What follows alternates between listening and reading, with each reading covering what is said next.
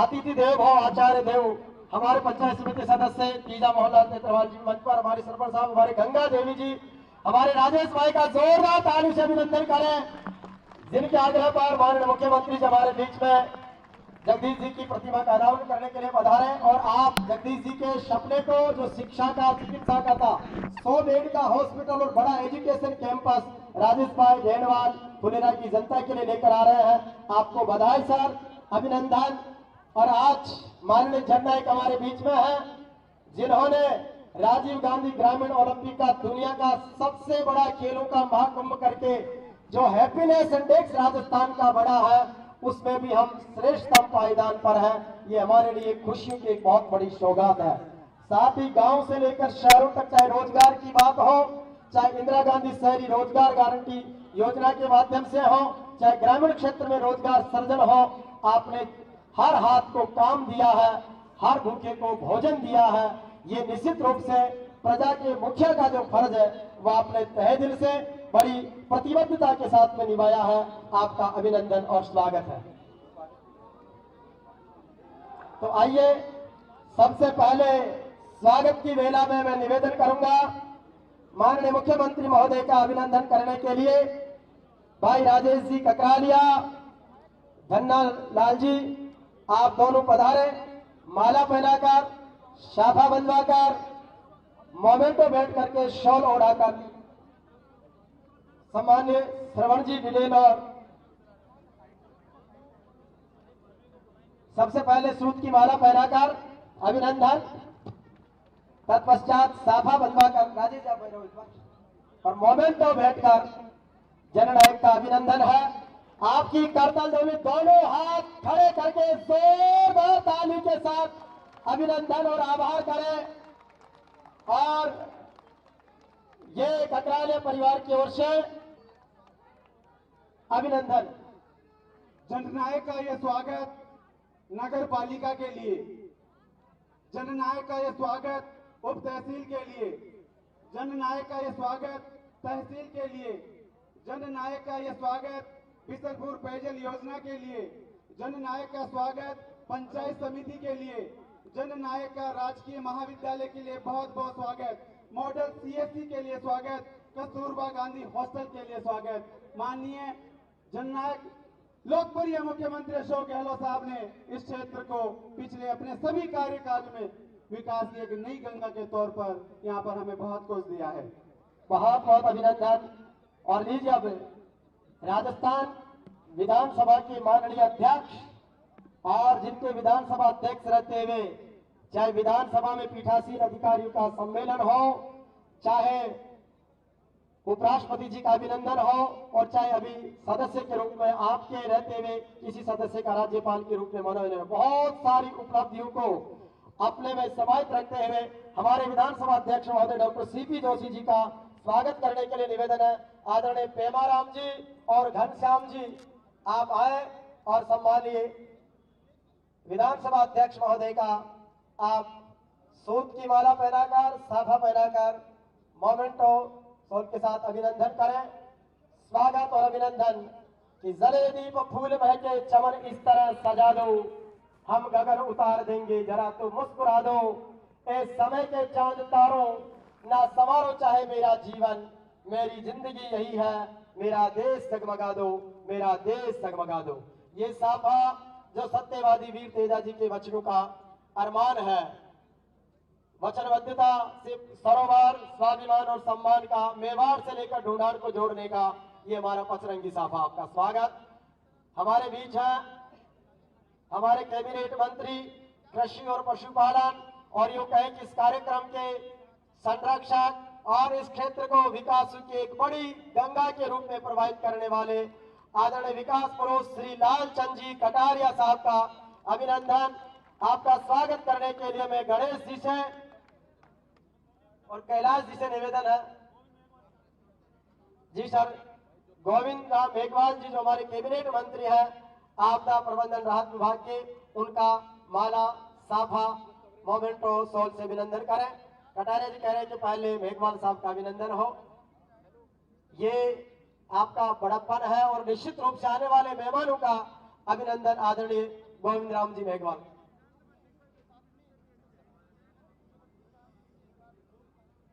हाँ हाँ बिल्कुल। हमारे गोविंद राम जी का अभिनंदन स्वागत है। राजस्थान में माननीय जननायक मुख्यमंत्री महोदय के नेतृत्व में जो आपदा प्रबंधन के जो इंतजाम किए गए हैं, वो अपने आप में चाहे एसडीआरएफ के रूप में हो, चाहे सिविल डिफेंस को मजबूत करना हो, आपने सशक्तिकरण का एक नया अध्याय लिखा है। हमारे बीच मौजूद है राजेंद्र सिंह जी यादव साहब, गृह राज्य मंत्री राजस्थान सरकार। आपका अभिनंदन करने के लिए पेमाराम जी और सुवालाल जी से निवेदन है कि आप सम्मान्य यादव साहब का, गोपाल जी बैठे और आप स्वागत करें सम्मान्य राजेंद्र सिंह जी यादव साहब का। ये स्वागत है ककरालिया साहब की स्मृति में, उनकी मूर्ति अनावरण का, और ये स्वागत है जननायक के सेवा कार्यों का, उनके द्वारा राजस्थान को एक नई ऊंचाइयों पर ले जाने का अभिनंदन स्वागत है। हमारे बीच है आरटीडीसी के चेयरमैन आदरणीय श्री धर्मेंद्र सिंह जी राठौर साहब, जिन्होंने माननीय मुख्यमंत्री के नेतृत्व में पुष्कर को विश्व पर्यटन पर एक नई पहचान दे रहे हैं। आपका स्वागत करने के लिए निवेदन है आदरणीय तेजपाल नारायण जी कुलरिया और चंद्र प्रकाश जी गोधा, आप आए और सम्मान्य धर्मेंद्र सिंह जी राठौर साहब का मैं साक्षी हूं। पुष्कर के उस मेले का पहली बार आजादी के बाद माननीय मुख्यमंत्री जी ने 1.25 लाख दीपकों की आरती के साथ 52 घाट जब जगमगाए तो पुष्कर पर्यटन के नक्शे पर नई इबारत लिख रहा था, और माननीय मुख्यमंत्री जी ने, किसी राज्य के मुख्यमंत्री ने पहली बार पुष्कर मेले का इस बार विधिवत शुभारंभ किया है, और विकास की एक नई इबारत, वहां 500 करोड़ रुपए से अधिक के कामों की शुरुआत हुई है। बहुत आभार, अभिनंदन, स्वागत। आइए ऐसे ही संपूर्ण राजस्थान में पर्यटन में, शिक्षा में, हैप्पीनेस इंडेक्स में राजस्थान एक नई ऊंचाइयों को छू रहा है। हमारे बीच है सम्मानीय श्री सीताराम जी लांबा, जो राजस्थान राज्य युवा बोर्ड के चेयरमैन हैं, और माननीय मुख्यमंत्री महोदय के निर्देशन में राजस्थान के युवाओं को युवा बोर्ड के माध्यम से नए नवाचार, नए रोजगार सृजन, एंटरप्रेन्योरशिप दे रहे हैं। आपका अभिनंदन करने के लिए निवेदन करूंगा गोपाल जी और घनश्याम जी, आप आए और माननीय सीताराम जी लामा का स्वागत करें।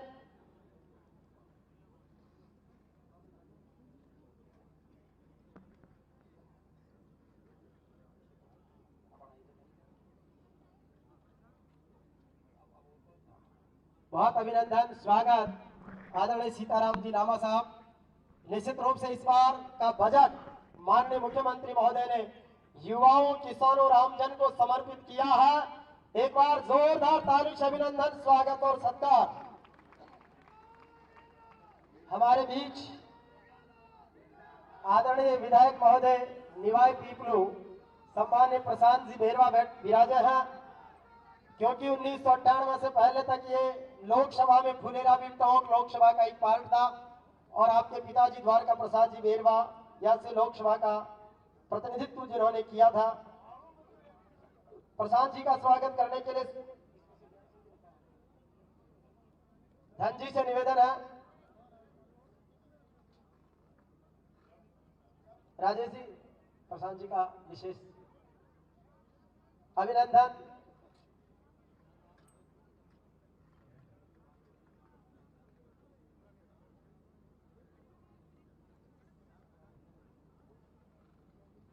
और हमारे लोक लाडले विकास प्रोस कृषि पशुपालन मंत्री आदरणीय लालचंद जी कटारिया साहब के अभिनंदन के लिए मैं पेमाराम जी, गणेश जी, राजेश जी, आपसे निवेदन है कि आदरणीय कटारिया साहब का स्वागत, अभिनंदन करें।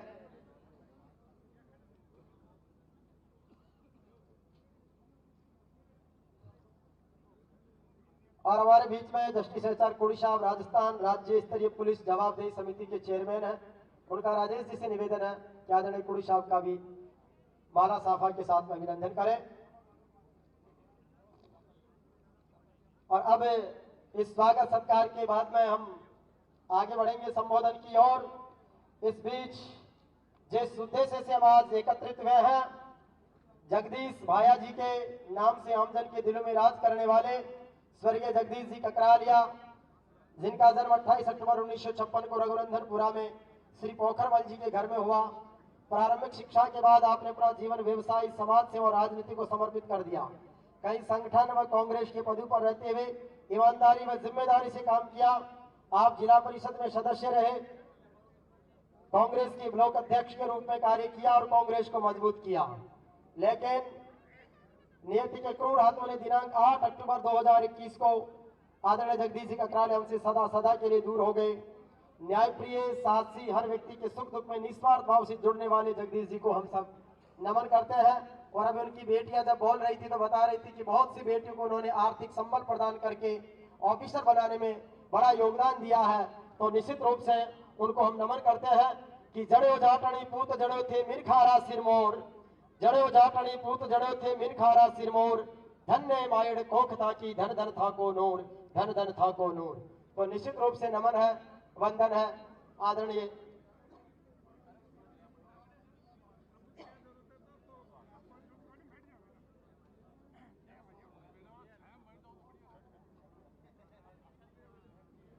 बहुत आभार, अभिनंदन। और अब उपजिला प्रमुख साहब का आप कर दो फिर स्वागत करें।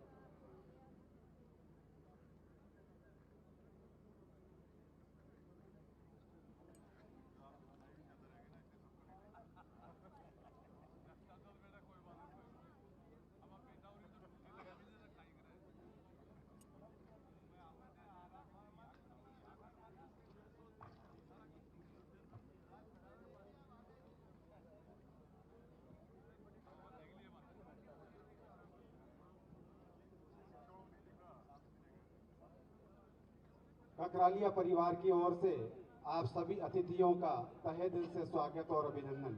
आइए आदरणीय जगदीश जी ककरालिया की प्रतिमा की अनावरण के मौके पर माननीय मुख्यमंत्री महोदय आदरणीय श्री अशोक गहलोत जी के मुख्य आतिथ्य में अपार जन सैलाब के बीच अपना स्वागत संबोधन रखने के लिए निवेदन करूंगा।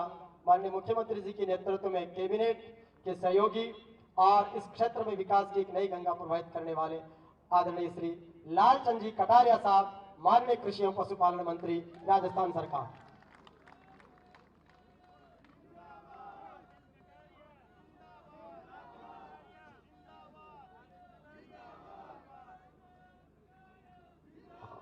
स्वर्गीय जगदीश ककरालिया जी के मूर्ति अनावरण समारोह में आज के समारोह के मुख्य अतिथि राजस्थान के जननायक, लोकप्रिय मुख्यमंत्री सम्माननीय अशोक जी गहलोत साहब, मंचासीन राजस्थान विधानसभा के अध्यक्ष सम्माननीय doctor CP Joshi ji, cabinet के साथी सम्माननीय गोविंद राम जी मेघवाल साहब, सम्माननीय राजेंद्र जी यादव साहब, आरटीडीसी के चेयरमैन धर्मेंद्र राठौड़ जी, विधायक साथी भाई प्रशांत बेहरवा जी, सीताराम लांबा जी, HR कोड़ी साहब, राम सिंह जी राव साहब, बाबा बालकनाथ जी, रिटायर्ड IAS अधिकारी सम्मान्य जगरूप सिंह जी यादव साहब, IPS अधिकारी सम्मान्य गिरधारी जी शर्मा साहब, हमारे जिला परिषद सदस्य हेमाराम जी सेपर साहब,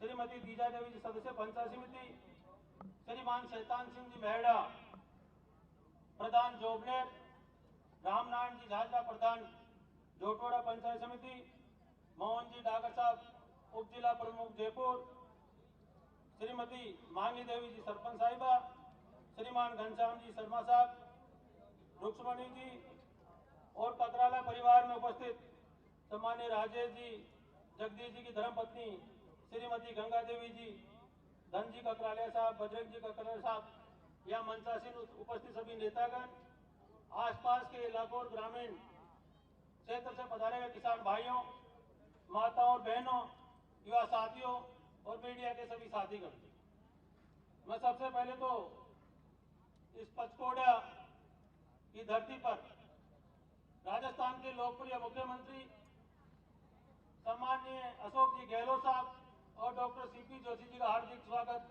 और अभिनंदन करता हूं। आप सभी को मालूम है कि आज जगदीश जी ककराले का मूर्ति अनावरण है। मैं ककराले परिवार को भी साधुवाद दूंगा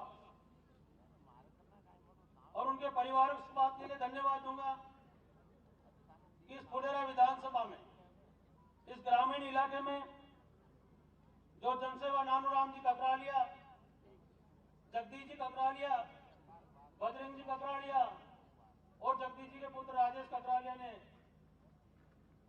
जो सार्वजनिक रूप से और खासतौर से कांग्रेस पार्टी को आगे बढ़ाने का, ताकत देने का काम किया। मुझे याद है जब मैं छोटा था, नानूराम जी ककरालिया ब्लॉक कांग्रेस कमेटी के लंबे समय तक अध्यक्ष रहे। बाद में पार्टी ने उनको मौका दिया और नानूराम जी ककरालिया इस क्षेत्र के विधायक रहे। जगदीश ककरालिया जिला परिषद के मेंबर रहे, ब्लॉक कांग्रेस कमेटी के अध्यक्ष रहे। पार्टी ने फिर मौका दिया और भाई बजरंग जी ककरालिया को कांग्रेस पार्टी की तरफ से पुनः उम्मीदवार बनाया। कहने का तात्पर्य यह है कि इस फुलेरा की धरती पर ककरालिया परिवार ने कांग्रेस पार्टी को तो मजबूत किया ही किया, पर सार्वजनिक क्षेत्र में जनता की सेवा की और उसी का परिणाम है कि आज मुख्यमंत्री जी की मौजूदगी में जो ये जनसैलाब यहाँ है वो ककरालिया परिवार की मेहनत और कांग्रेस परिवार की ताकत है। साथियों, मैं कहना चाहूंगा, अभी मुख्यमंत्री जी पूछ रहे थे कि नानूराम जी ककरालिया का सादा जीवन था।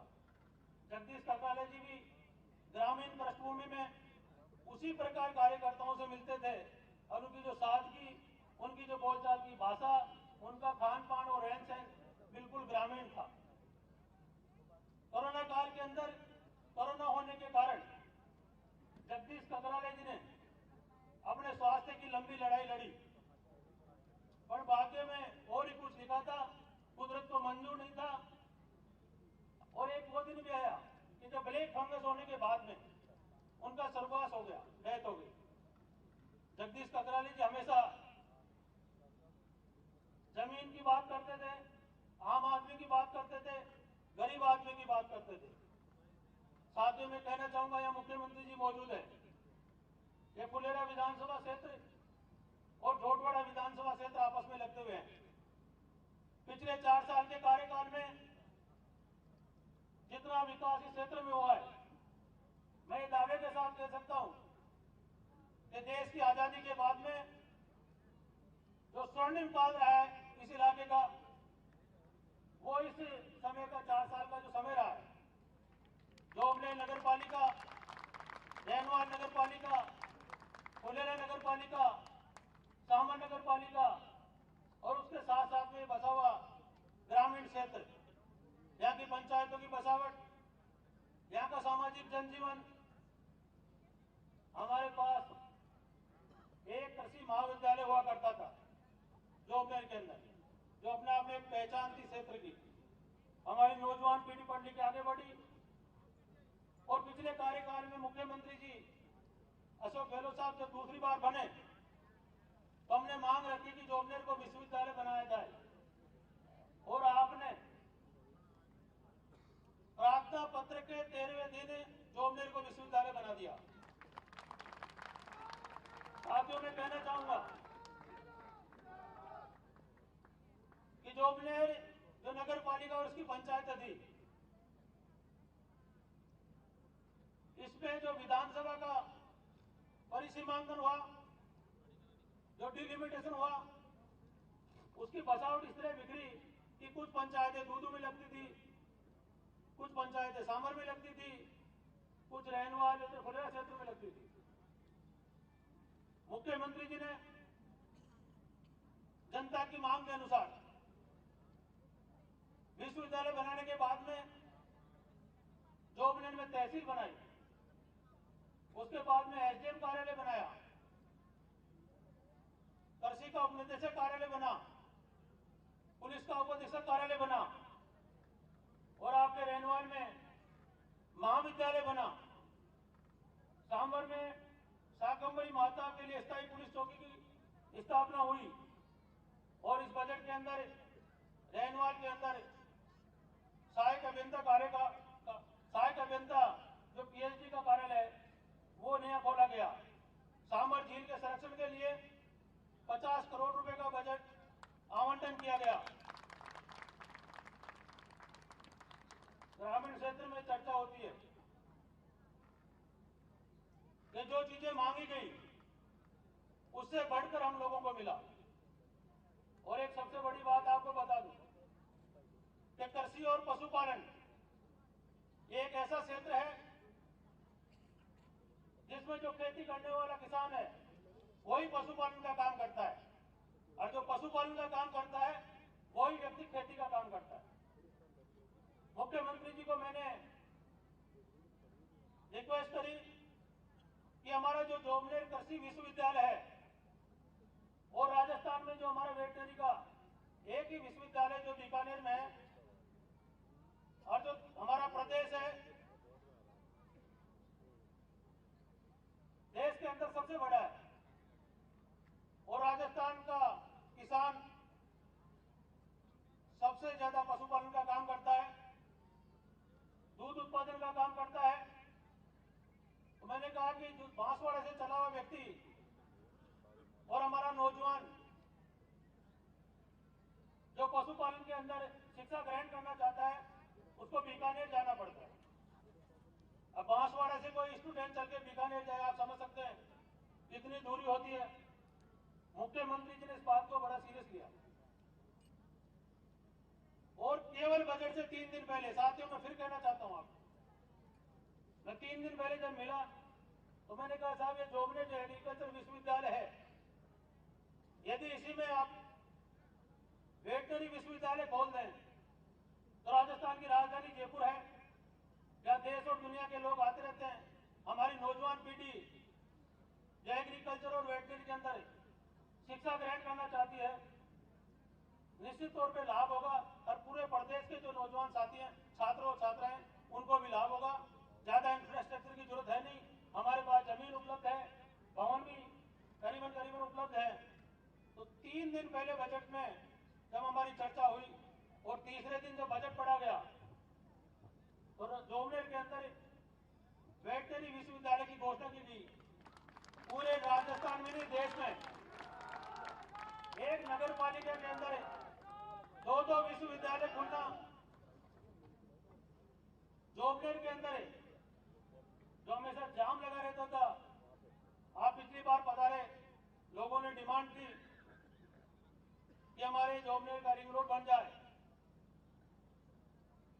आप विश्वविद्यालय में पधारे थे, आपने उसी दिन घोषणा कर दी, और उसका काम भी अब 5-7 दिन में चालू हो जाएगा। करीबन 47 करोड़ रुपए की लागत से वो रिंग रोड बनेगा। साथियों मैं कहना चाहूंगा, इतनी घोषणाएं मेरे पास है कि मैं भी पढ़ना चालू करूंगा तो समय लगेगा, और आप सभी को मालूम है कि किसान भाई बैठे हैं। जो घोषणा हमने चुनाव से पहले मुख्यमंत्री जी ने की, बिजली का 1 पैसा नहीं बढ़ा, और अभी जो बजट दिया गया उसमें 2000 यूनिट बिजली के फ्री किए गए। अब तो जोर से बजाओ। और मैं ये मान के चलता हूं, मैं खुद किसान हूं, मैं जानता हूं कि शायद किसी के बिजली का बिल अब आएगा नहीं। अब ऐसे कोई कारखाना खोल लो, फेंकोगे कारखाना में मिलाओ तो बिजली तो बस की थे बोल, और मन लागे थे कि ट्यूबवेलों को बिल बनाना। इसी तरह फार्म बॉन्ड, एक समय था जब 5000 फार्म बॉन्ड पूरे प्रदेश में दिया करते थे किसानों को। इस बजट के अंदर 25,000 का टारगेट रखा गया है। ड्रिप इरिगेशन में पैसा बढ़ाया गया है, तार बाउंड्री में पैसा बढ़ाया गया है, फार्म बोर्डों में अनुदान का पैसा जो 90,000 था उसको 1,25,000 कर दिया। छात्र और छात्राएं जो पढ़ती है एग्रीकल्चर, उनकी पढ़ाई का पैसा बढ़ाया गया है। ऐसा कोई क्षेत्र नहीं रहा, गांव-गांव में पानी की टंकियां बन रही है, हर घर में टूटी पहुंचाने का काम सरकार तीव्र गति से कर रही है। आज चिरंजीवी योजना है,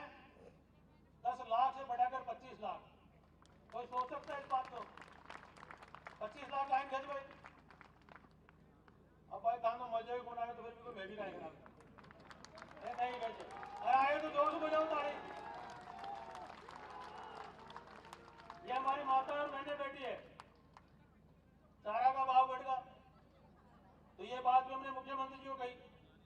मैं कहा साहब पशुधन में संकट है, लंपी और आ गया, दूध के दाम बढ़ाओ तो 5 रुपए लीटर दूध के दाम बढ़ाए, उससे राहत मिली। और जो चारा अन्य राज्यों ने रोक लिया था, उन अन्य राज्यों से बात करके राजस्थान में जो चारे की कमी हुई उसको पूरा करने का काम किया। हर क्षेत्र के अंदर काम हुआ, चाहे सड़क हो, पानी हो, स्वास्थ्य हो, बिजली हो, कोई क्षेत्र ऐसा छूटा नहीं है जिसमें जनता को राहत देने का काम इस सरकार में मुख्यमंत्री जी ने अजय व्यक्तिगत इंटरेस्ट लिया है। जो भी बातें जनता की नीचे से मुख्यमंत्री जी के पास पहुंची, अरे भाई ओए थोड़ी देर शांति रहो, 2 मिनट ही बोलो। ये सब बातें आपके सामने हैं। मैं ज्यादा समय नहीं लेके अपन सबको मुख्यमंत्री जी को सुनना है, पर मैं ये कहना चाहूंगा कि मुख्यमंत्री जी मौजूद है। कुछ लोग मुझे कल कह रहे थे कि मैंने जोबने में कराओ तो कोई माथे भी करो थोड़ा बहुत। तो मैंने कहा भाई मैं तुम्हारी वकालत कर दूंगा। तो इनकी 2-3 डिमांड है साहब, जो मैं भी आपको बता दूंगा।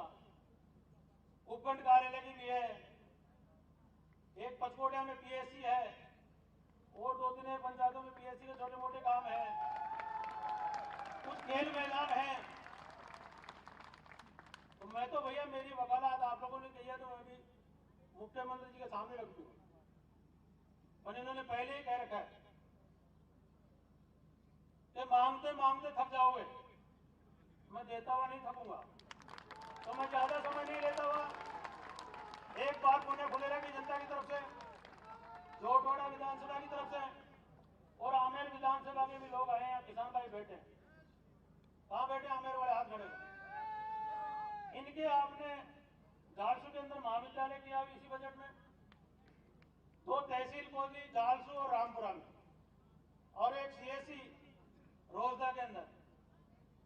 अब भाई जब सब कुछ दे दिया तो आपको मन भी और मिटकोगे जो क्यों उनकी और दो।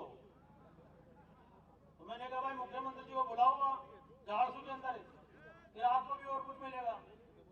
एक बार पुणे में मेरी तरफ से और आप सभी की तरफ से मुख्यमंत्री जी का, सीपी जोशी जी का और हमारे मेहमान गोविंद मेघवाल जी, राजेंद्र सिंह जी यादव साहब, धर्मेंद्र राठौड़ साहब, इन्हीं का पुनः स्वागत करता हूं और पुनः धन्यवाद देता हूं ककराला परिवार को कि उन्होंने जगदीश ककराला जी की ये मूर्ति का अनावरण हमारे लोकप्रिय मुख्यमंत्री अशोक गहलोत जी के कर कमलों से यहाँ संपन्न हुआ। आप सभी का बहुत बहुत धन्यवाद। जय हिंद, राम राम साहब।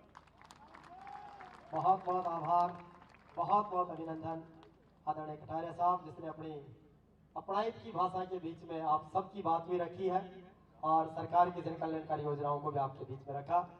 मैं निवेदन करूंगा हमारे बीच में मौजूद गृह राज्य मंत्री राजस्थान सरकार आदरणीय श्री राजेंद्र सिंह जी यादव साहब से कि आप आए और हम सबको संबोधित करें।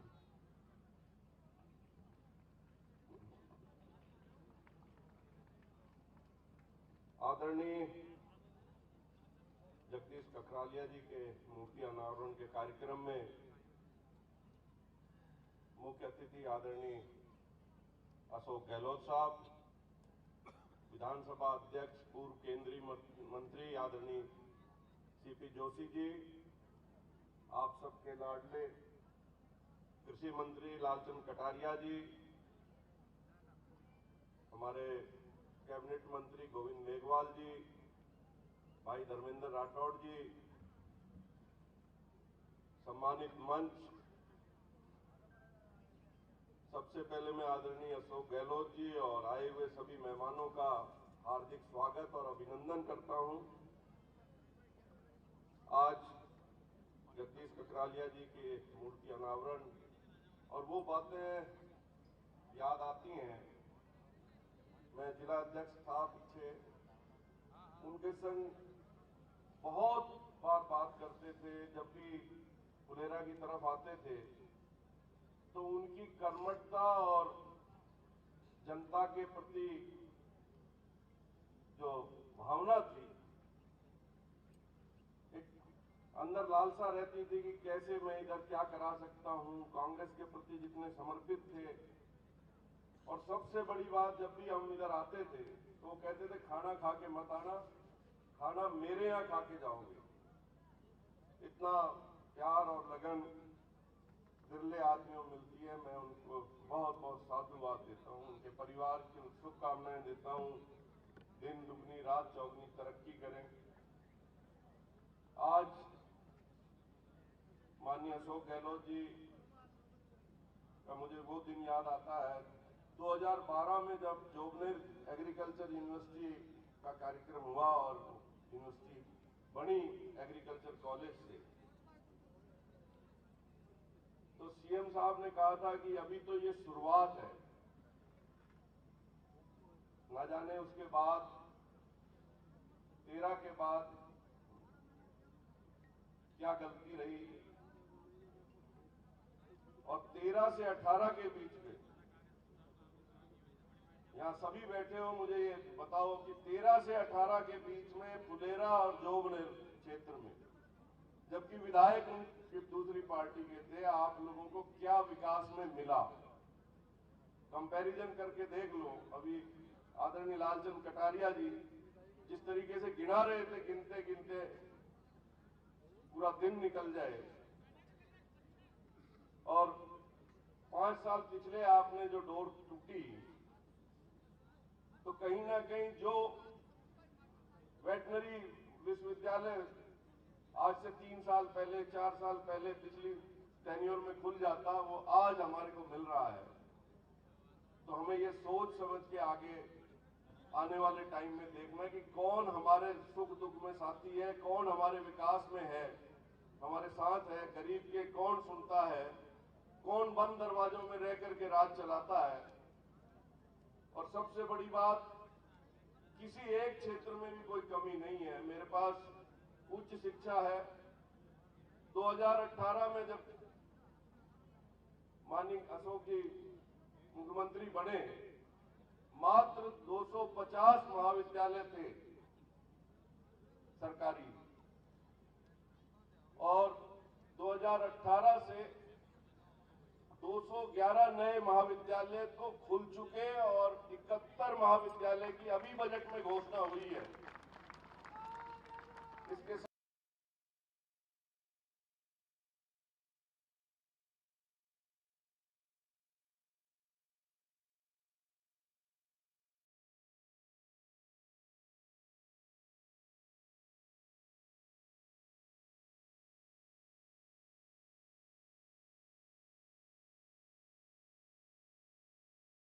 साथ साथ एग्रीकल्चर कॉलेज की कटारिया कृषि मंत्री हैं, ये रखा कि साहब गांव में कृषि के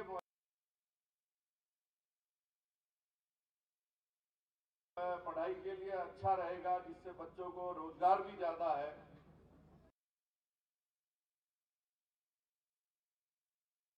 43 महाविद्यालय नए एग्रीकल्चर के जो है खुले हैं इस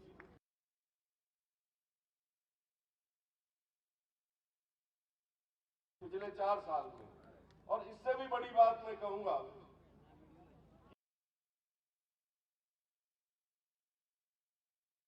कि 4 साल काम करने को नहीं मिले,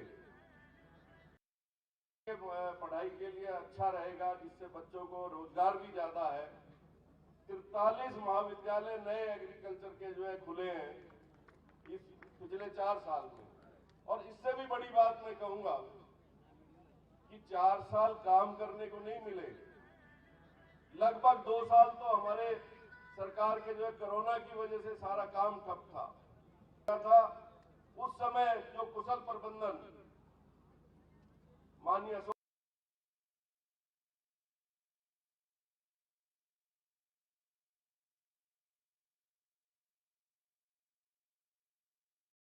गहलोत जी के नेतृत्व में हुआ, जिसको प्रधानमंत्री मोदी ने भी सराहा।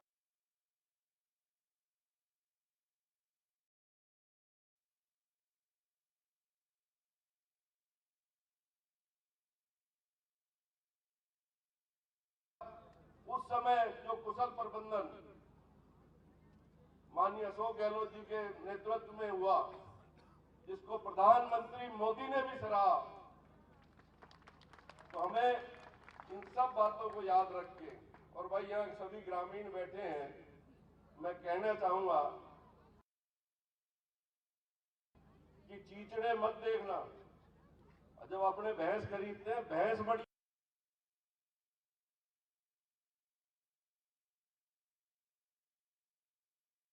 दूध की देखो, गाय बगाए आप लोग चीचड़े देखने लगते हो। चीचड़े देखना छोड़ के बढ़िया दूध की भैंस देखो, और आने वाले समय में जो विकास की ये गति चल रही है, इसमें हम सबको आगे बढ़कर के माननीय अशोक गहलोत जी के नेतृत्व में दोबारा सरकार में लेके आनी है। बहुत बहुत धन्यवाद। राम राम साहब। बहुत बहुत धन्यवाद मंत्री महोदय। संवेदनशील और पारदर्शी प्रशासन की एक पर्याय बनी राजस्थान की गहलोत सरकार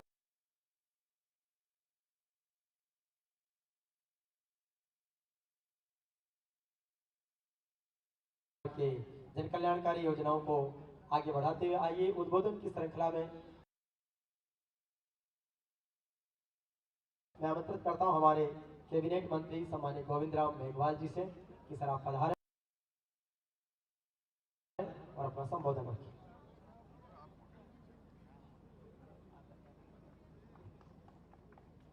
आज इस विशाल समारोह में जगदीश जी की मूर्ति अनावरण में पधारे हुए हमारे राजस्थान की जनता के लाडले और जन जन के नेता आदरणीय अशोक जी गहलोत साहब, मुख्यमंत्री राजस्थान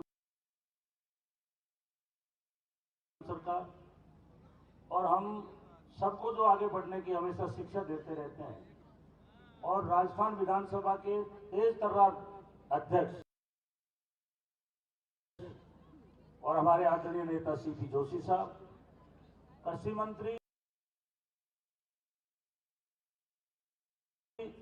और पूरे राजस्थान में मुख्यमंत्री जी के साथ कंधे से कंधा मिला के जो विकास की गंगा बहा रहे हैं, और आपको रात और दिन जो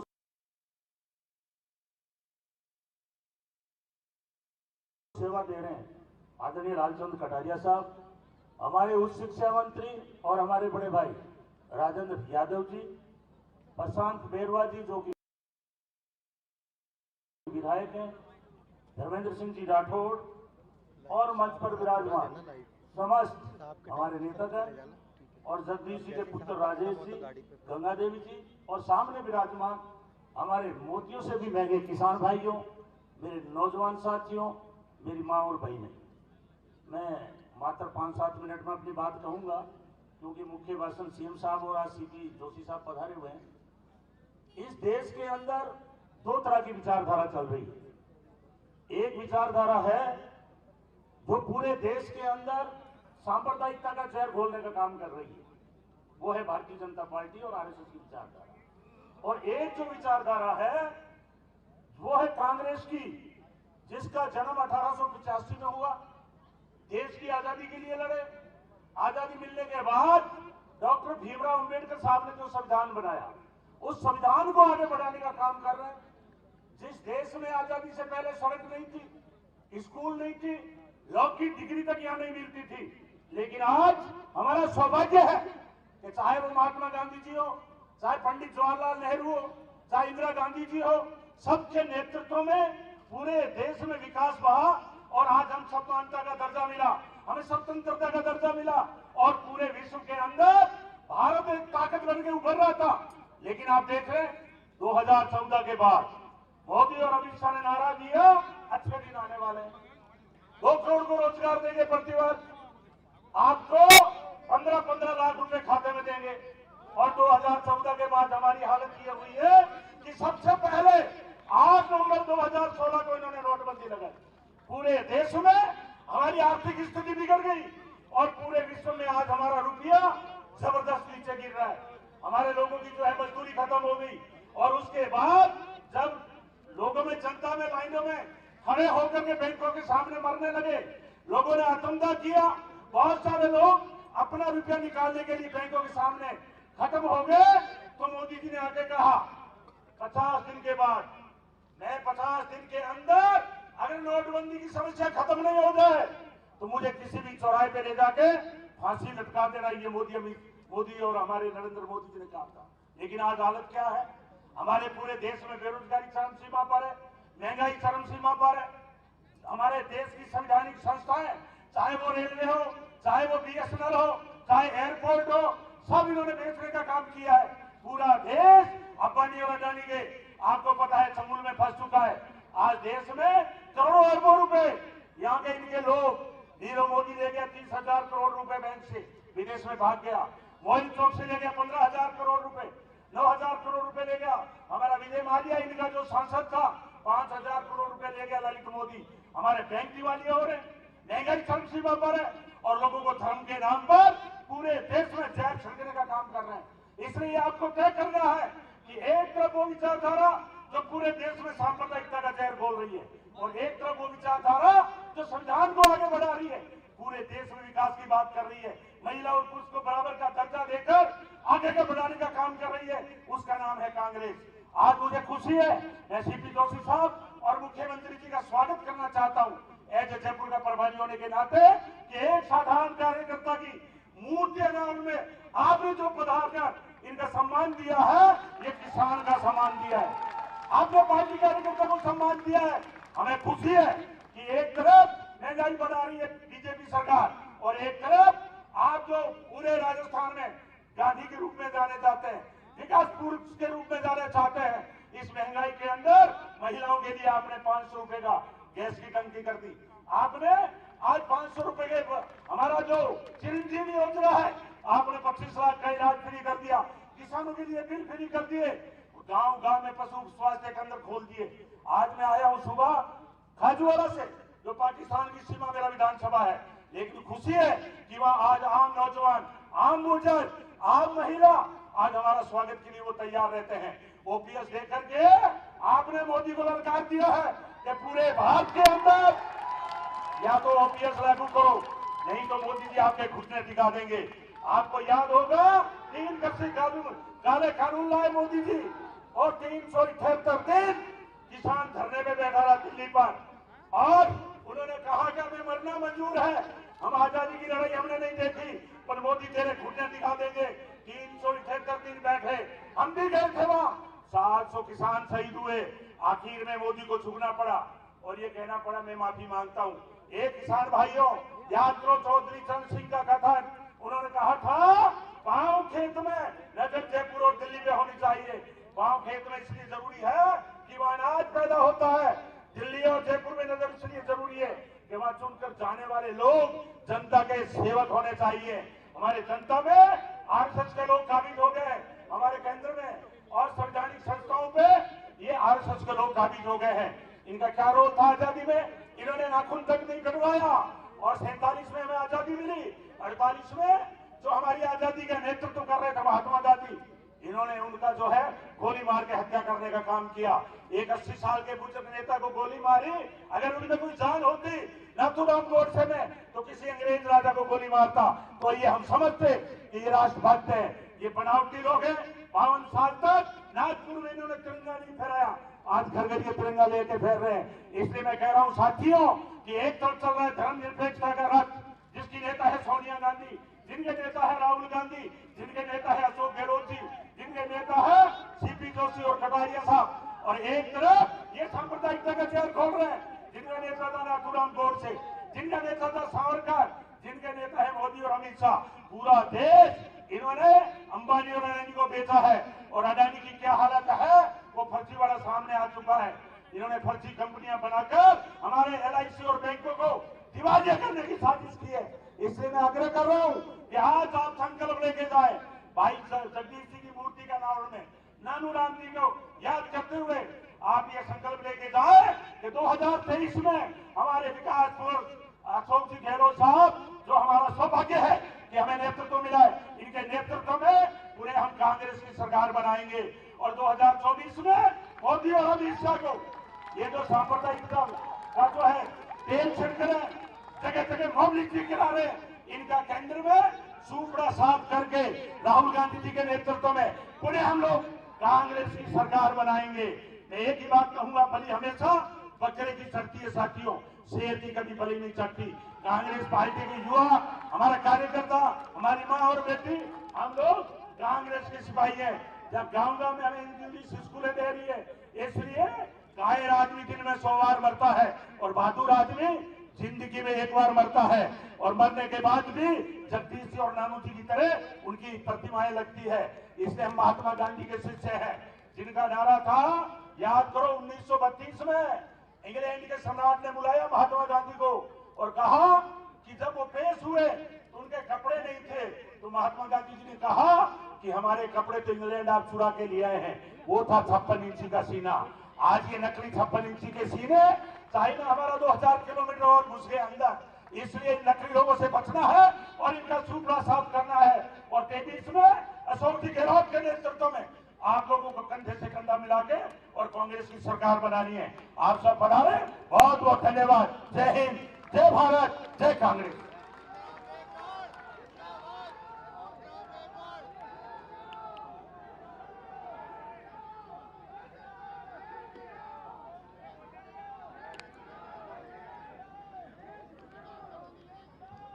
हेलो, बहुत बहुत धन्यवाद। एक मैं निवेदन करूंगा, इस बीच पीछे जो धूप में खड़े हैं वो आगे बीच की गैलरी में आ जाए। पुलिस वालों से निवेदन, उनको बीच में छाया में बिठा दीजिए, बीच वाले। मेवाड़ की धरा जहां पाने वाले श्रीनाथ जी है और देने वाले श्रीनाथ जी, ऐसे ही नाथद्वारा के लोकप्रिय विधायक, राजस्थान की लोकतंत्र की सबसे बड़ी पाठशाला के हेडमास्टर जी, जिनकी डांट भी बड़े प्यारी लगती है और जिनका लोकसभा प्रत्याशी के नाते इस इलाके में धन्यवाद। आज के समारोह के मुख्य अतिथि राजस्थान सरकार के मुख्यमंत्री सम्मानीय अशोक जी गहलोत साहब, राजस्थान सरकार के मंत्री सम्मानीय लालचंद जी कटारिया जी, गोविंद जी मेघवाल, राजेंद्र जी यादव, धर्मेंद्र जी राठौड़, राजेश जी ककरालिया, सीताराम जी लांबा, प्रशांत जी बेरवा, रुक्मणी कुमारी जी, बजरंग जी ककरालिया जी, राम सिंह जी राव, HR पुरी साहब, श्रीमती गंगा देवी जी, मंच पर बैठे हुए हमारे अन्य अतिथिगण, उपस्थित भाइयों बहनों नौजवान साथियों, सबसे पहले मैं तो ककरालिया परिवार को बहुत बहुत साधुवाद और धन्यवाद देना चाहता हूं कि जगदीश जी की मूर्ति अनावरण के अवसर पर उन्होंने मुझे भी आमंत्रित किया। उसके लिए मैं व्यक्तिगत तौर पर उन परिवार का बहुत बहुत आभार व्यक्त करता हूं। मैं चुनाव लड़ने के लिए आया था लोकसभा का। लालचंद जी ने कहा था कि आपको चुनाव लड़ना है लोकसभा का। मैं लोकसभा के प्रत्याशी के रूप में जयपुर ग्रामीण में चुनाव लड़ने आया था। तब जगदीश जी ने मेरे विधानसभा क्षेत्र फुलेरा का सारा कार्य अपने कंधे पर लेकर चुनाव प्रचार किया। इसके लिए मैं व्यक्तिगत तौर पर उनका बहुत बहुत आभार व्यक्त करना चाहता हूं। आज हमारे बीच में नहीं है, लेकिन उस समय उन्होंने जो कार्य किया, चुनाव के बाद मुझे वापस दोबारा फुलेरा आने का अवसर नहीं मिला। मैं समझता हूं कि आज के मूर्ति के अनावरण में मुझे ये अवसर मिला है कि मैं उनके प्रति श्रद्धांजलि भी अर्पित करूं और आप सबके सामने ये कह सकूं कि किसी भी पार्टी का एक साधारण कार्यकर्ता निष्ठा और लगन के साथ जब काम करता है, तब समाज उसको उस ऊंचाई पर पहुंचाता है जिस ऊंचाई की हम कल्पना नहीं कर सकते हैं। आज माननीय मुख्यमंत्री जी जगदीश जी की मूर्ति का अनावरण में आए हैं। ये इस बात का प्रतीक है, राजस्थान में जो राजनीतिक जीवन में काम करने वाले पार्टी के कार्यकर्ता हैं, उनको मुख्यमंत्री जी भी जानते हैं, पहचानते हैं और उनका सम्मान करते हैं। इसलिए आज मुख्यमंत्री जी आप यहाँ पर पधारे। मैं उस समय चुनाव लड़ रहा था, तो जगदीश जी के तरफ से मैं आपका बहुत बहुत आभार व्यक्त करता हूँ कि आज इस अवसर पर आप पधार कर आपने उसको परिवार को जो सम्मान दिया, उसके लिए आपका बहुत बहुत आभार। माननीय मुख्यमंत्री जी, राजनीति में जो कार्यकर्ता काम करता है और जिसकी मूर्ति का अनावरण होता है, वो समाज में कुछ इंगित करता है, जिस इंगित को समाज के लोगों को समझने की आवश्यकता है।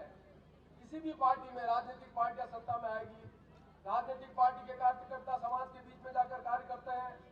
और जगदीश जी ने जिस निष्ठा से काम किया, मैंने देखा, मैं 1998 में गहलोत साहब जी मुख्यमंत्री के समय में मंत्री था, नानू राम जी काकड़िया विधायक थे।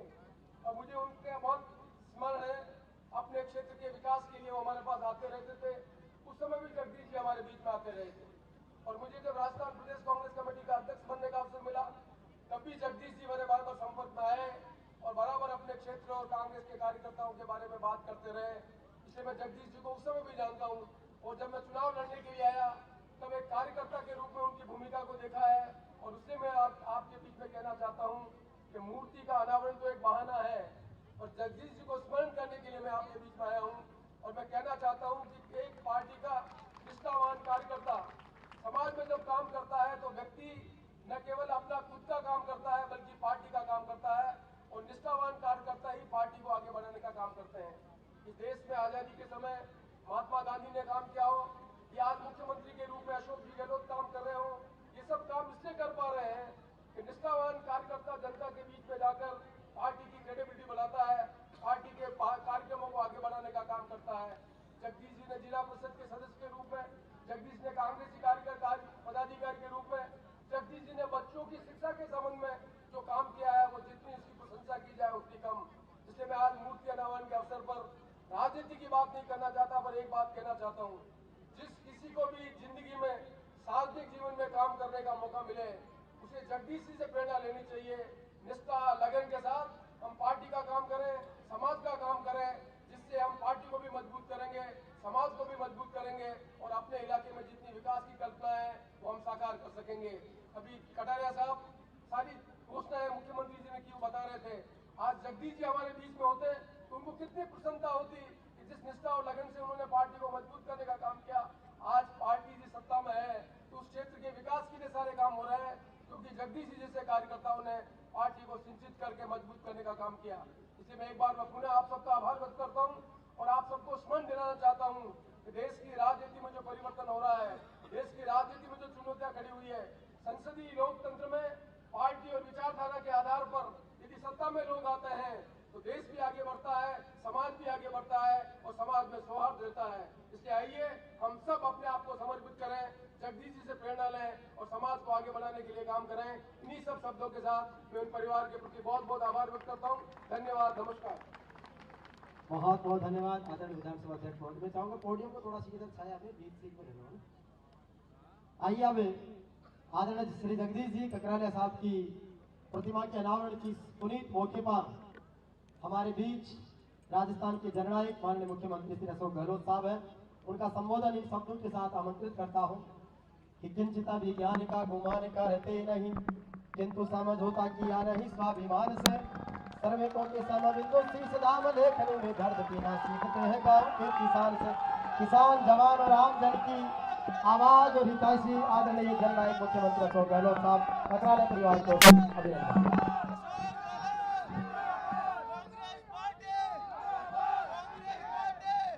राजस्थान विधानसभा के अध्यक्ष माननीय डॉक्टर शिव जोशी जी, हमारे कृषि मंत्री लाल सिंह कटारिया जी, हमारे वरिष्ठ नेता मेरे साथी मंत्री गोविंद राम मेघवाल जी, राजेंद्र यादव जी गृह राज्य मंत्री, देवेंद्र राठौड़ साहब, सीताराम जी लांबा, प्रसन्न बैरवा जी, लक्ष्मणी जी कुमारी जी, शतान सिंह जी मेहड़ा जी, प्रधान जॉबनेर, रामनाथ जी जाजड़ा जी, प्रधान चौटवाड़ा, महंत बालकनाथ जी, राम सिंह जी राव, अयूब खान जी, मोहन डागर जी, पेमाराम जी चपट, घनश्याम जी शर्मा, एचा कुड़ी साहब, जगरूप सिंह यादव जी और जगदीश जी के परिवार के सदस्य आदरणीय श्रीमती गंगा देवी जी धर्मपत्नी, राजेश ककरालिया जी, धनालाल जी ककरालिया, बदन ककरालिया, पूरा ककरालिया परिवार के सदस्यगण, उपस्थित बुजुर्गों, माताओं, बहनों, नौजवान साथियों, मुझे याद है अभी डॉक्टर शिव जोशी जी कह रहे थे आपको, नंदराम जी ककरालिया जी, जब मैं पहली बार आपके आशीर्वाद से मुख्यमंत्री बना 98 के अंदर, तब हमारे साथ वो विधानसभा में सदस्य थे। दुर्भाग्य से वो हमारे बीच नहीं रहे, तो ककरेली परिवार का मेरे प्रति जो प्यार है, स्नेह है, आशीर्वाद है, उसके कारण उस वक्त भी मुझे परिवार के लोगों ने नंदूराम जी ककरेला जी की मूर्ति का अनावरण करने के लिए बुलाया था। कमला बेनीवाल जी भी उस प्रोग्राम में अध्यक्षता कर रही थी।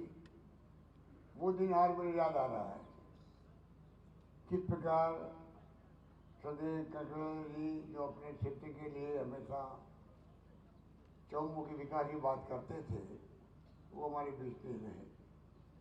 जगदीश ककरेला जी की भी इच्छा थी राजनीति में कि उन्होंने चाहे वो ट्रांसपोर्ट यूनियन के अध्यक्ष रहे हों, पर सेवा, शिक्षा में सेवा करना, गौशालाओं को अनुदान देना, गरीब कन्याओं को शिक्षा मदद देना, उनका विवाह करवाना, सामाजिक काम करना उनकी रुचि थी।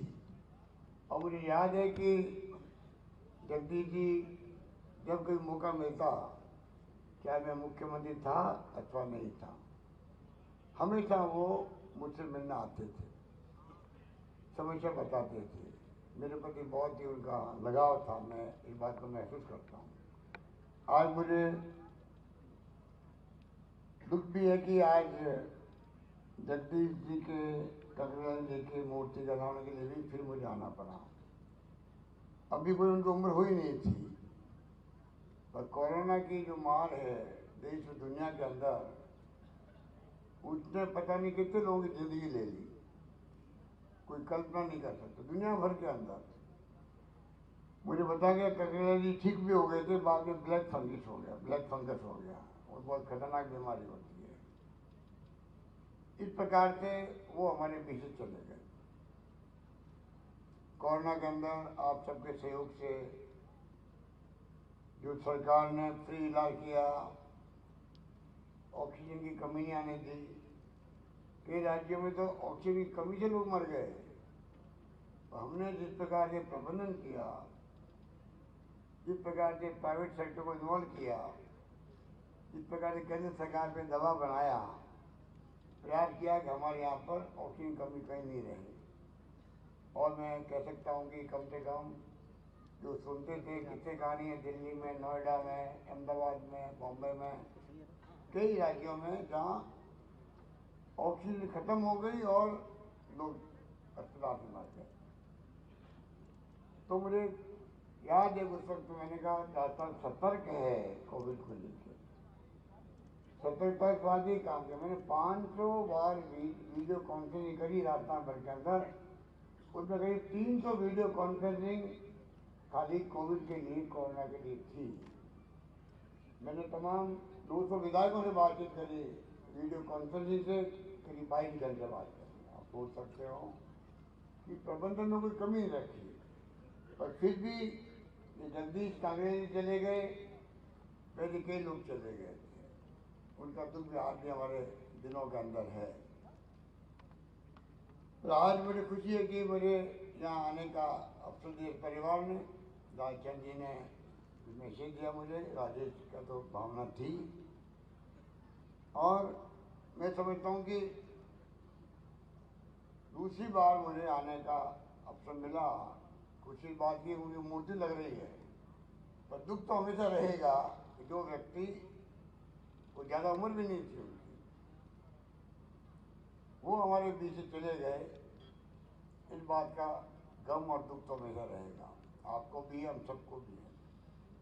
तो मूर्ति लगने का मायने भी होते हैं, चाहे वो शहीद की मूर्ति लगो, चाहे महापुरुषों की लगो, चाहे जगदीश जी जैसे समाज सेवा करने वाले को लगे हो। आने वाली पीढ़ी है, नौजवान भी देखते हैं मूर्ति किसकी लगी है, क्यों लगाई गई है, क्या योगदान था इनका समाज के लिए। तो नौजवान पीढ़ी भी प्रेरणा लेती है, शिक्षा लेती है, समझती है, समझने का प्रयास करती है और भाव पैदा करती है कि जिसकी मूर्ति लगी है उन्होंने अच्छे काम किए, इसलिए मूर्ति लगाई समाज में, परिवार ने, मुझे भी कुछ करके दिखाना चाहिए। ये भाव जो बनते हैं, ये हमारे प्रदेश को, समाज को, देश को मजबूती प्रदान करते हैं।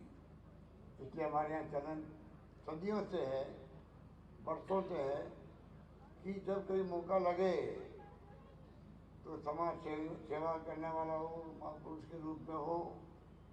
सही आप देख रहे हो कि कितना राजस्थान का योगदान है देश के सीमाओं की रक्षा करने के लिए। पूरा देश इस बात को मानता है कि राजस्थान वो धरती है जहाँ के हर परिवार के अंदर किस प्रकार से जज्बा है देश प्रेम का, देश की सीमाओं की रक्षा करने का। यही हमारे लिए गर्व की बात है। इसलिए मैं इस मौके पर इतना कहना चाहूँगा, मेरे पूर्व वक्ताओं ने बहुत सारी बातें आपको विस्तार से बताई। मैं आपको इतना ही कह सकता हूँ कि जो बजट हमने पेश किए हैं, 5 बजट पेश किए इस बार मैंने, पिछली बार 5 बजट पेश किए थे वित्त मंत्री के रूप में। पर इतना मैं कह सकता हूँ कि बजट को बनाने में मैंने बहुत रुचि दिखाई। राहुल गांधी का कहना था कि बजट बनाओ उसके पहले जनता से बात करो। पहले बजट बनते थे, विचार रखते थे सब लोग, नेता लोग, पर जनता के बीच में जाओ, अलग अलग वर्गों से बात करो, वो क्या चाहते हैं, वो आपके घोषणा पत्र माना चाहिए। इस प्रकार के घोषणा पत्र बने थे, बनाने प्रारंभ हुए। नतीजा है कि हमने पहली बार जब सीपी जोशी जी मंत्री थे मेरे साथ में, तब से ही हमने क्या किया, हिंदुस्तान में पहली सरकार हमारी थी। वरना लोग घोषणा पत्र को भूल जाते थे जीतने के बाद में। सरकार के जो सरकार बनती थी वो पार्टी बोल सकती थी और जनता भी याद नहीं रखती थी। हमने महत्व दिया अगर पहली बार तो घोषणा पत्र को, कैबिनेट में उसको रख करके हमने एक प्रकार को पास करवाया कि भाई हमने वादा, ये जो घोषणा पत्र लिखा हुआ है, जनता ने वादे करके जीत के आए, तो हमारी ड्यूटी बनती है इन वादों को निभाएं, खाली कागजों में नहीं रहे।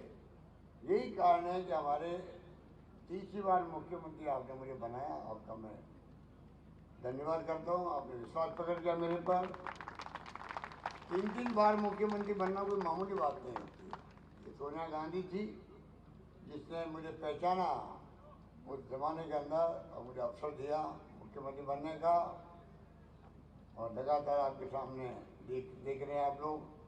पर मेरा हर पल जिंदगी का गया है सेवा के अंदर। ये मेरे बचपन के संस्कार है, बचपन के वही संस्कार है। अकाल सुखे पढ़ते रहते थे, मारवाड़ के अंदर भी 5 बार मैं MP बना, तो गांव गांव खूब घूमता था। अकाल रात कामों के अंदर, गायों की सेवा के अंदर, चारे का प्रबंधन, पीने के पानी का प्रबंधन, क्या क्या नहीं किया हम लोगों ने। तो सारा अनुभव जो मुझे मिला जिंदगी में, वो मैंने काम लिया 3 बार मुख्यमंत्री के रूप में। इसलिए मैं आज कल मैं जोधपुर में था, तो मैंने कहा जोधपुर भाई मैं आपके बीच में रहा 20 साल लगभग MP के रूप में, केंद्रीय मंत्री के रूप में। मैंने जो सीखा गाँव गाँव में आपसे, वो मैं काम ले रहा हूँ पूरे प्रदेश के लोगों की सेवा करने के अंदर।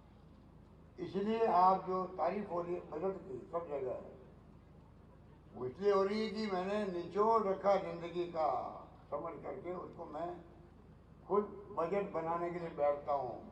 15 दिन, 20 दिन, 1 महीना, एक एक चीज बारीकी से देखते हैं, किस प्रकार किसानों का, पशुपालकों का, मजदूरों का, युवाओं का, महिलाओं का,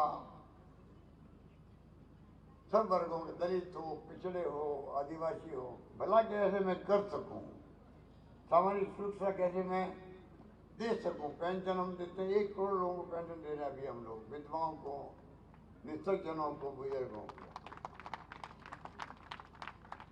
तो ये तमाम जो योजना इस बार मैं लेके आया हूँ, वो भी पिछली बार भी हमने दवाएं फ्री करी, टेस्ट फ्री की, अब तो हमने 25 लाख का कर दिया।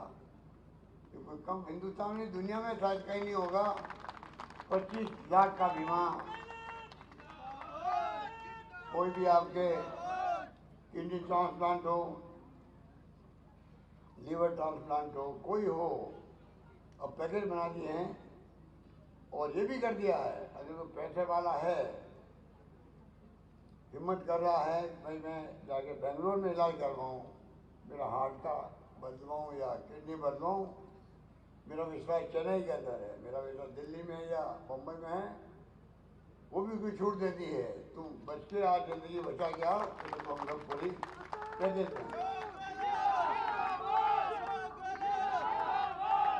इस प्रकार से एक एक बात का हमने ख्याल रखा है, एक एक बात का।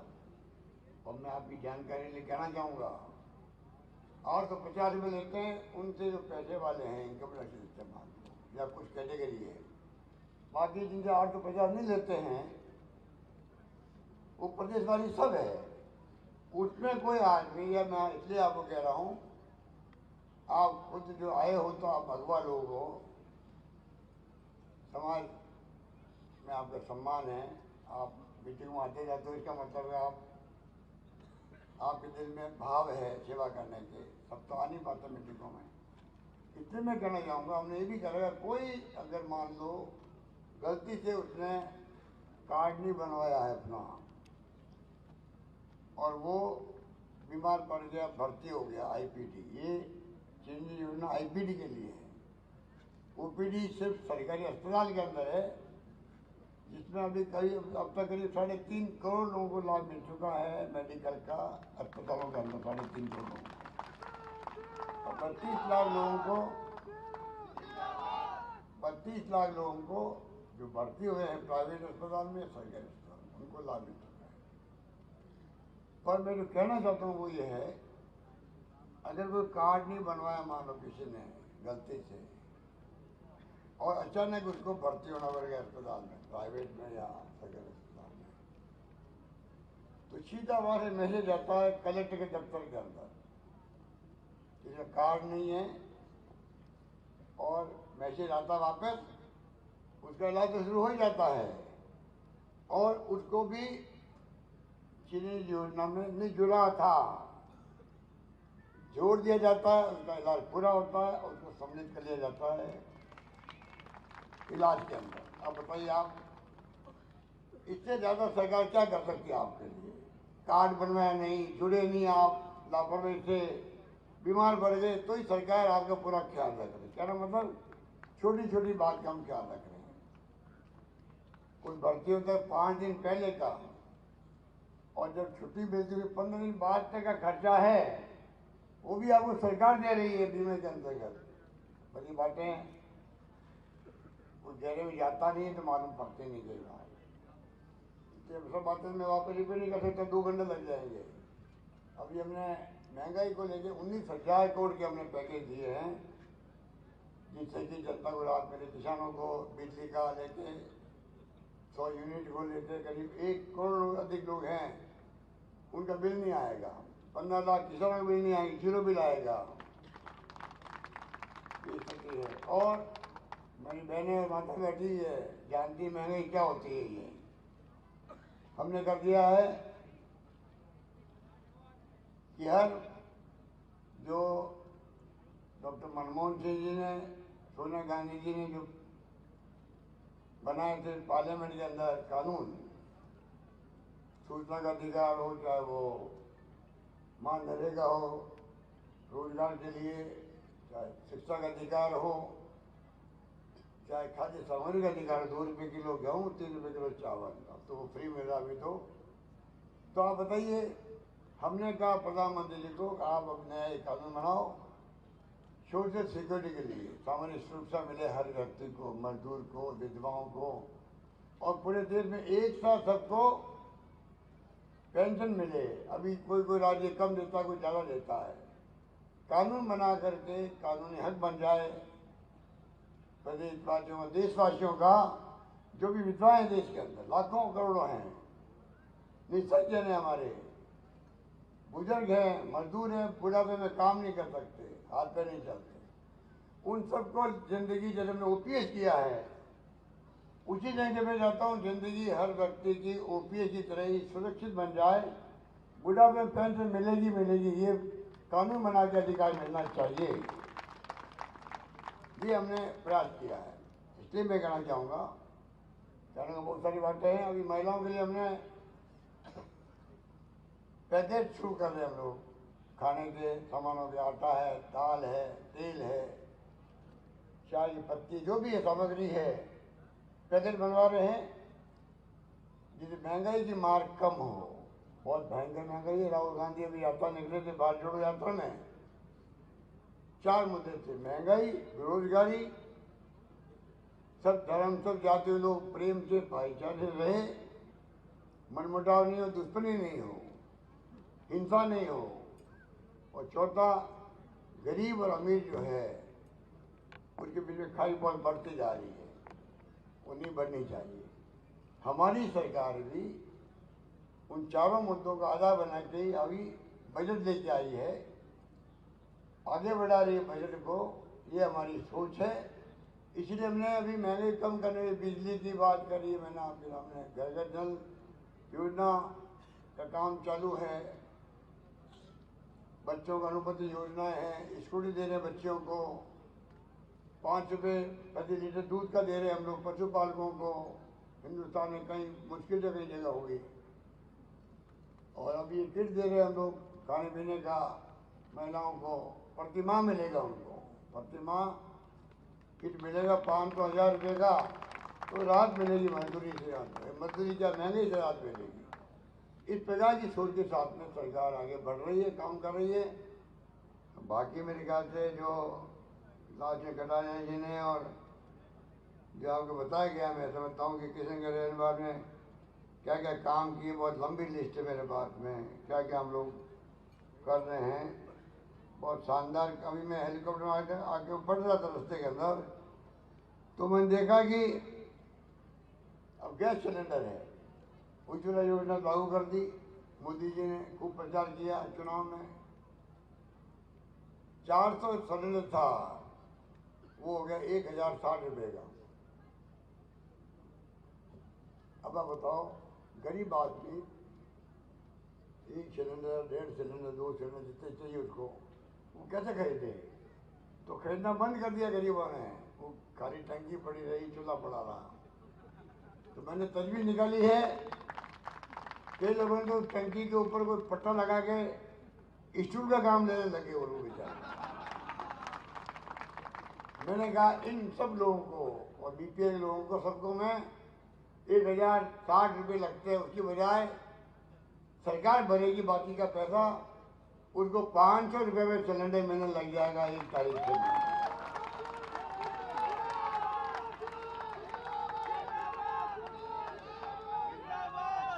इसलिए मैंने कहा अगर मैं पढ़ूँ तो टाइम लगेगा।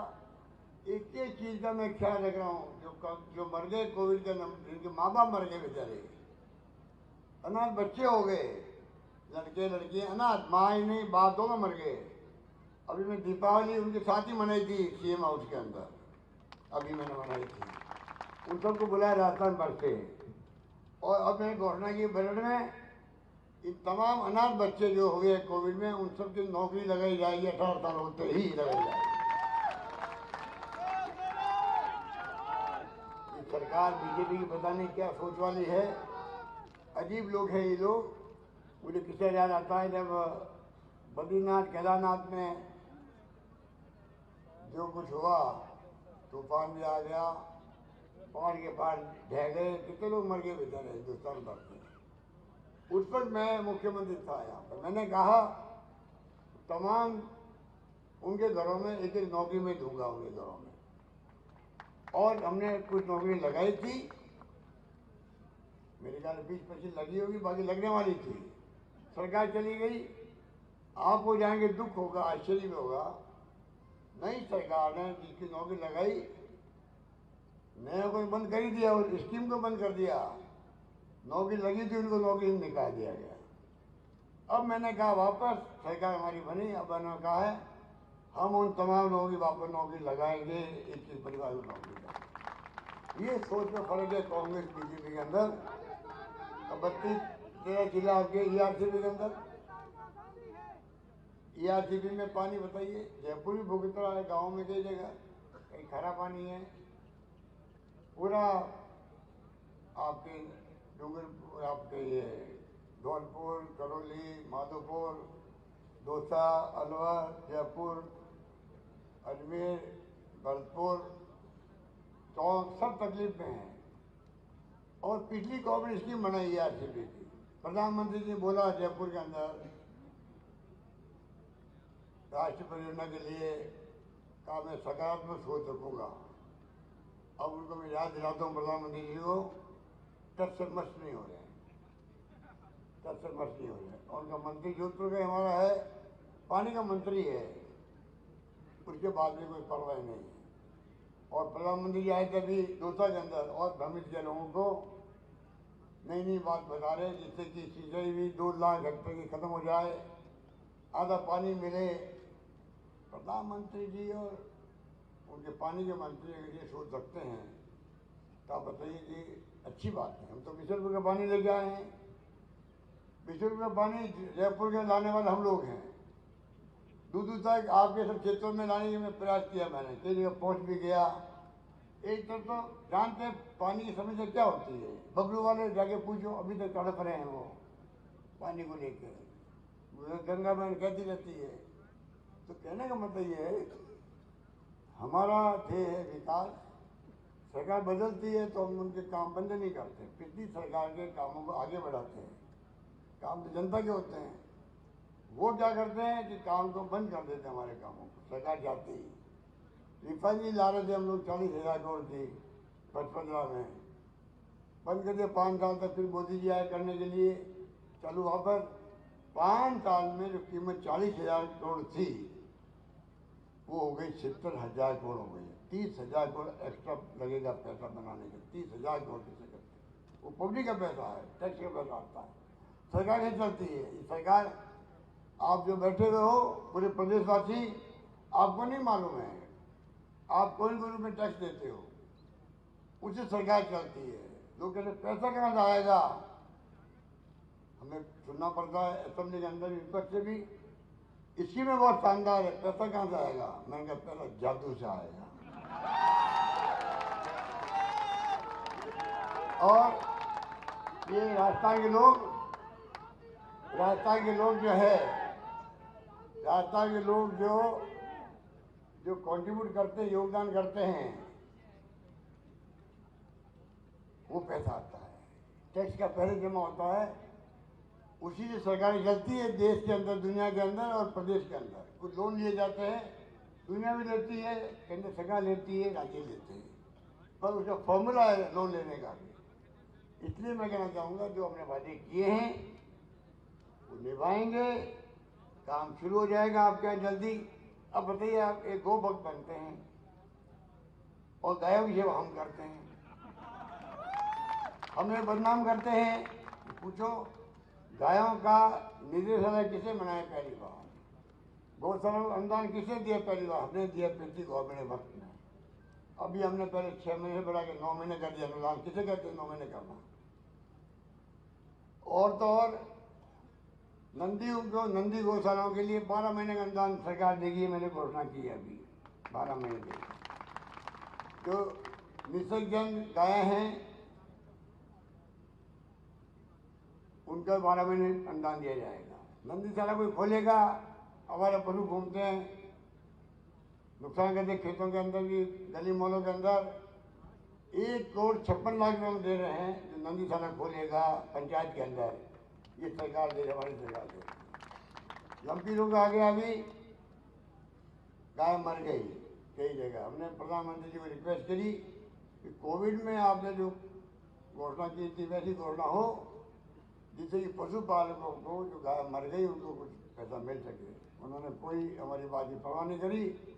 मैंने घोषणा की है बलोड़ के अंदर, हर गाय मरने वाले को मैं एक गाय का 40,000 रुपये दूंगा अभी। और इसके साथ में अब आगे मैं बीमा कर रहा हूँ गायों का, दुधारू पशुओं का। दुधारू पशु जो है बकायदा बीमा होगा उसका भी 25 लाख की तरह। और एक गाय अगर दुधारू पशु मर गया तो उन परिवारों को 2 गाय तक 40,000 रुपये दिए जाएंगे, उस परिवार को भी बीमे की रकम दी जाएगी। तो मैं लंबी बात नहीं करता हूँ, आप सबका मैं शुक्रिया अदा करता हूँ। और आप सबको मैं कहना चाहूँगा, अंत में ही मैं कहना चाहूँगा, मेरा दावा है और मैं भेज भी रहा हूँ मैनिफेस्टो की कॉपी, न मैनिफेस्टो नहीं, बजट रिकॉर्ड भी दे रहा हूँ मैं सारे मुख्यमंत्री को देश के अंदर। और मेरा दावा है राजस्थान का मान सम्मान देश में बढ़ रहा है। राजस्थान सरकार, राजस्थान के लोग, वहाँ की संस्कृति संस्कार परंपरा इतनी महान है, व्यवहार इतना अच्छा आपस के अंदर कि टूरिज्म जो है बढ़ रहा है। राजस्थान क्यों बढ़ रहा है? मॉन्यूमेंट भी है, ये हमारे राठौर साहब बैठे हुए हैं, चेयरमैन आरटीडी के, पर्यटक स्थल भी है, सब कुछ है। तो कल मैं किसी से बात कर रहा था, उसने कहा था ये सब बातें आपके यहाँ ठीक है और जगह भी है देश में, पर राजस्थान के लोग हैं वो इतने प्यारे लोग हैं कि वहाँ के टूरिस्ट आते हैं तो उनका स्वागत करते हैं, सत्कार करते हैं, व्यवहार अच्छा रखते हैं, इसलिए लोग यहाँ आते हैं टूरिस्ट के रूप में। ये बहुत बड़ी बात कल मुझे कही। एक गुजराती था, उसने कहा था जो प्यार आया आपसे मिलता पर्यटकों को, देशी हो या विदेशी हो, उससे वो बहुत प्रभावित होता है। मुझे भी नया अनुभव कल हुआ जब मैंने सुना उनके मुँह से कहा बाकी जगह पर कहते क्यों आ गए हैं, और पता नहीं उनकी अलग सोच होती है। ये हमारी बहुत बड़ी खूबी है, उस राजस्थान का मान सम्मान बढ़े। इसलिए मैंने कहा जो मैंने बजट पेश किए हैं, मुझे आप देखना आने वाले समय के अंदर अन्य पार्टियां भी उसमें जो लिखे हुए वचन है मेरे, उनको आधार बना करके वो अपने खुद के मैनिफेस्टो बनाएगी पब्लिक दिल जीतने के लिए। मुझे विश्वास है कि आपके आशीर्वाद से कोई कमी नहीं रखेंगे। और मुझे पता नहीं क्यों लगता है कि इस बार जनता का वोट जो है 4 साल के बाद में सरकार के विरोध में कोई बात नहीं कर रहा है। लोग तारीफ करते हैं, अच्छी योजना आई, अच्छा काम किया सरकार ने। जहाँ मैं जा रहा हूँ वहाँ मुझे लोग कहते हैं अरे साहब बजट बहुत शानदार आया। ये पहली बार लोगों के मुंह से सुनने को मिल रहा मुझे लगता है इस बार आप सबका मूड है कि सरकार रिपीट होनी चाहिए, राजस्थान में रिपीट होनी चाहिए। हमारी बहनें माता बैठी हुई, सबको कहना चाहूँगा इस बार बुलावा भी नहीं आवे आप लोग, इस बार बुलावा नहीं आवे, क्योंकि जो स्कीम ने दी है वो पीएस दिया है। अब अभी आई थी मुझे सीतारमण, निर्मला सीतारमण वित्त मंत्री भारत सरकार, वो विरोध कर रही है ओपीएस का, प्रधानमंत्री विरोध कर चुके हैं राज्यसभा के अंदर। बुरा भला कहा है राज्यों को, हम जैसे राज्यों को, वो तो हम निपट लेंगे उनसे, निपटना जानते भी हैं, निपटना जानते हैं। पर ये मैं कहना चाहूँगा अगर सरकार रिपीट करोगे तो तमाम स्कीमें मजबूत और मजबूत होगी, और ओपीएस हो चाहे कोई हो, किसी को खत्म नहीं करने देंगे, ये मैं आपको कह सकता हूँ दावे के साथ। हमारी योजना बहुत मजबूत है, हमारे जन कल्याणकारी योजनाएं हैं, जनता के लिए है, सामाजिक सुरक्षा के लिए है। दुनिया भर के मुल्कों में साप्ताहिक पैसा मिलता है परिवारों को, हर परिवार को जो दीदी होता है साप्ताहिक पैसा मिलता है, वही सब व्यक्ति जिंदगी निकाले, अंतिम सांस तक आराम से निकाले जिंदगी। ये सरकारों करता ही होता है दुनिया के मुल्कों में। हम यहाँ बात करते हैं विश्व गुरु बनने जा रहे हैं, अरे विश्व गुरु तो बनोगे तब ये सामाजिक सुरक्षा यदि काम भी करोगे, कैसे लोग मानेंगे आपको। इसलिए मैं कहना चाहता हूँ कि आप लोग सब संकल्प लेके जाएं। इस बार आप हमारी स्कीमों को, अंत में मैं कहकर अपनी बात समाप्त करता हूँ, हमारी स्कीमों का आप जितने गांव है, घर घर में जो गरीब आदमी है, कोई अनपढ़ है, कोई समझता नहीं है, कोई जानकारी नहीं है, उस तक पहुँचाओ। इन तमाम स्कीमों के लाभ उस गरीब तक, घर तक पहुँचे, इसमें आप हमारी मदद करो। ये बात कहता मैं अपनी बात समाप्त करता हूँ। धन्यवाद, जय हिंद, धन्यवाद। बहुत बहुत धन्यवाद आदरणीय जननायक माननीय मुख्यमंत्री महोदय। और अब मैं अपनी महत्वपूर्ण बात और ककराले परिवार की ओर से अपनी बात रखने के लिए मैं निवेदन करूंगा भाई राजेश जी ककरालिया जी अपना एक महत्वपूर्ण धन्यवाद और संबोधन रखने जा रहे हैं। भाई राजेश जी ककरालिया। सर्वप्रथम आज के हमारे इस कार्यक्रम के मुख्य अतिथि श्री जननायक हमारे अशोक जी गहलोत साहब, लालचंद जी कटारिया साहब, परम सम्मानीय श्री गोविंद राम जी मेघवाल साहब, राजेंद्र जी यादव साहब, आरटीडीसी के चेयरमैन धर्मेंद्र राठौड़ जी, सीताराम लांबा जी, प्रशांत जी एवं सम्मानित मंच, ये और सामने ये बैठा है, ये सम्य जगदीश ककरालिया परिवार को परम सम्मानीय गहलोत साहब, मैं आपको बताना चाहता हूँ, ये पूरा ये एक समाज नहीं है, एक वर्ग नहीं है, एक जाति नहीं है, ये जो सामने जो जनता है, ये हमारे परम आदरणीय स्वर्गीय श्री जगदीश जी ककरालिया साहब का बहुत प्यारा परिवार है, जो हमेशा जगदीश जी जब जब आए आगे, उनका हमेशा इन्होंने पूर्ण रूप से इनका इस प्रकार साथ दिया, तभी तो आज अपने इस लाडले जगदीश जी के लिए सिर्फ 3 दिन के वक्त में सारा काम धाम छोड़कर आगे सच्ची श्रद्धांजलि देने कि नहीं, जगदीश भाया का प्रोग्राम है, चलेंगे। साहब आप सबको दो और प्रणाम। मैं साहब आपको कुछ एक बातें हैं वो बताना चाहता हूँ, ज़्यादा वक्त नहीं लूँगा। परम सम्मानीय गहलोत साहब, किशनगढ़ रेनवाल में उप जिला अस्पताल बनवा दीजिए, जो 35 सालों से CSC ही है।